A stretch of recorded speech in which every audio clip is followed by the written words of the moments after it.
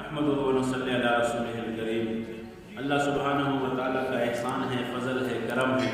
اللہ پاک نے ہمارے زندگی میں رمضان المبارک کا مبارک مہینہ یہ لایا ہے، تو یہ عبادات کا مہینہ بھی ہے، استغفار کا مہینہ بھی ہے، جنت مانگنے کا مہینہ بھی ہے، اور جہنم سے پناہ مانگنے کا مہینہ بھی ہے، اعتکاف کا مہینہ بھی ہے، اور فطرانے کا مہینہ بھی ہے، اور لوگوں کو اللہ کی رضا کے لیے افطاری کرانا، سحری کرانا، اس کا مہینہ بھی ہے۔ اور ساتھ ساتھ کیونکہ آج کل لوگ عید کے لیے تیاری کر رہے ہیں، اور اپنے بچوں کے لیے اور اپنے گھر والوں کے لیے، رشتہ داروں کے لیے شاپنگ کر رہے ہیں، تو ساتھ ساتھ غریبوں کا بھی خیال ہم رکھیں۔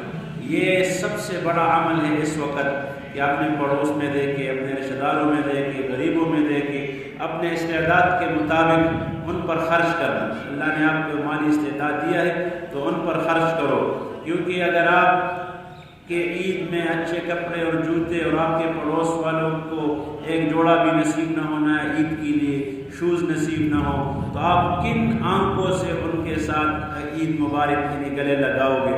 تو لہٰذا اس وقت بہت سب سے بڑا تقاضا یہ ہے کہ ہم اپنے غریب و رشتہ داروں پر اور دوستوں پر، پڑوسیوں پر ان کا خیال رکھیں، اور عید میں اپنے استعداد کے مطابق ان کے لیے بھی کپڑے کی شکل میں، نقد کی شکل میں، کیش کی شکل میں، اور جوتے یا اور اس طرح راشن کی شکل میں ہم ان کے گھر تک وہ عیدی کے نام پہ پہنچائیں۔